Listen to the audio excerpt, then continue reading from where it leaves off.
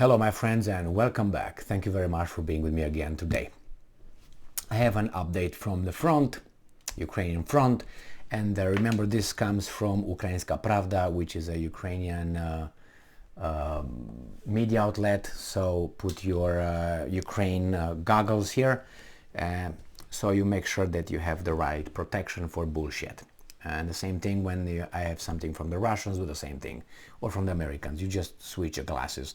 This is American bullshit protection. This is Russian bullshit protection. Okay, we got it? Let's go. Ukrainska Pravda. Ukraine armed forces hit 9 Russian command post, general staff reports. All right. The armed forces of Ukraine have repelled Russian attacks and also targeted 9 command posts and several clusters of Russian military personnel. Over the course of the past 24 hours, Russian forces carried out 1 airstrike and 5 missile strikes, as well as over 40 attacks using multiple launch rocket systems. The Ukrainian armed forces have repelled Russian attacks in the vicinity of Novoselivsk, Stelmak. Oh my God, I can read Japanese, I can read Russian, I can read, I don't know, African names, I can read Belarusian. I have a problem with Polish, easy. These guys is like I'm breaking my tongue. Oh my God. Stelmaklivka, Ploshchanka, anyway, all this Bakhmutske in Donetsk Oblast. Oh my God, okay, about 10 more. Bakhmut, it was over there as well. So these are where they repelled Russians. So that means they attack and these guys repel them. All right? Because otherwise, how do you say repel? If someone just shells you, how do you repel it? You don't repel it, you block it or what? Anyway, and I was going to go by each front. On the Sivershchnya front, the settlements of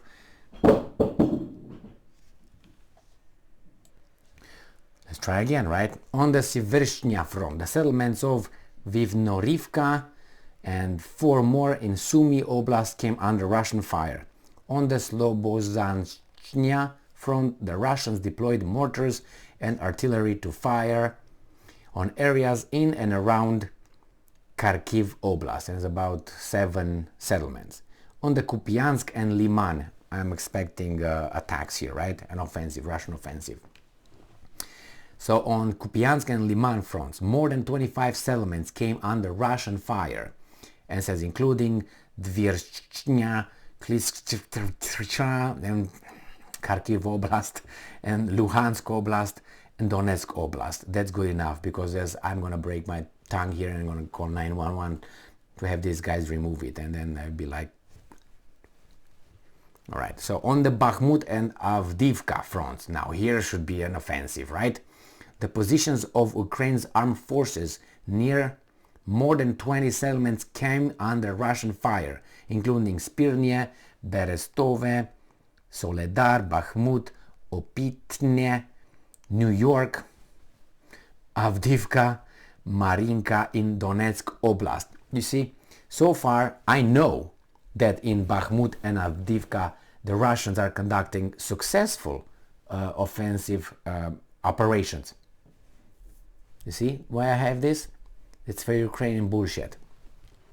On Novopavlivka front, the areas of the settlements of Vuhledar, Volika, Novoslika, and Vremivka in Donetsk Oblast came under fire from the invaders. Man, I'm surviving. On the Zaporozhye front, Russian attacks on the areas of 20 settlements were reported, including 1, 2, 3, 4, 5, 6, 7 in Zaporozhye Oblast and Nikopol in Dnipropetrovsk Oblast. There's 3 columns of military personnel and tanks coming in Zaporozhye from Russia. So, but everything is calm over there, seems like. On the Kherson front, the occupiers continue artillery shelling of settlements along the right bank of the Dnipro River. The civilian infrastructure of the settlements of Tikhinka, Zelenivka, Ivznerenzne, Antonivka, blah blah blah, in Kherson Oblast and the city of Kherson were damaged. I can't believe, and I can't make it. I mean, I can do it if I just go slow, and I don't want to go slow. The Russians continue to suffer losses. Okay, and let me see if they're going to say something about killing Ukrainian civilians.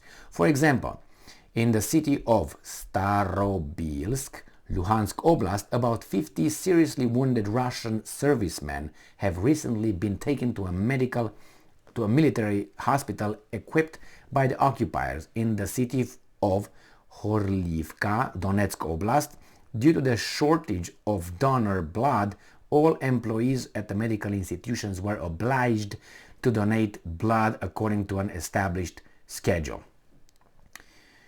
Isn't that something fantastic? Sacrifice. Those are heroes. Imagine that there would be Americans doing that. All those guys would be hailed as heroes, saving lives with their own blood. But here, that's reported as being see, man, these are crazy Russians. Anyway, over the past day, the Ukrainian Air Force delivered 5 strikes on clusters of Russian military personnel and equipment. Rocket forces and artillery units hit 9 command posts, 2 clusters of Russian personnel, and 2 other important Russian targets. Can we find out? Can you tell us what are those important targets? Very curious, very curious. In this article, I didn't find any information. Maybe I don't remember. Maybe you guys remember about Russians killing civilians, targeting civilians in 100% or 99.9% of the articles that I'm reading. If I read it from the Ukrainian side, which is usually Ukrinform, Ukrainska Pravda, or the New Voice of Ukraine, 99.9% of the time, I think this is the only one time, maybe I have missed another one, when it was not reported and mentioned that the Russians killed civilians, targeted civilians, killed a few civilians, destroyed a few kindergartens and so on, which I'm pretty sure it occurs. I'm not trying to, that's not my war, okay? So for me, I know how, or at least we know how war is, so you know what's going on over there. So to think that one side is not killing civilians accidentally or planned, it would be like saying that, oh my God, people die in general. You know what I mean? Or what, tomorrow is what? I don't even know, Wednesday, I think. But you see, some people might have doubt of what's tomorrow. I think it's Wednesday. Anyway, it doesn't really matter. The most important thing is that we are alive, and I hope that we are healthy and we're not slaves of anyone. Even though in this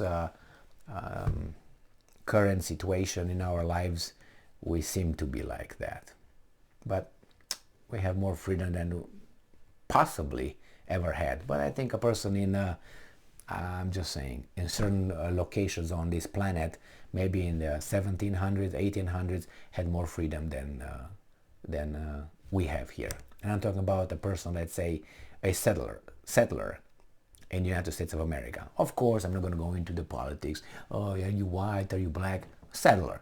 A settler that will just go, I don't know, and try to settle, find a place in the United States. I think that person was more free than any time we will ever be. I think he was allowed to have how many guns he had, say whatever he wanted, go and sit wherever he wanted, and the government would not find him. Fantastic. Thank you very much for being with me again today. Stay strong, stay smart, look for the truth, and be just.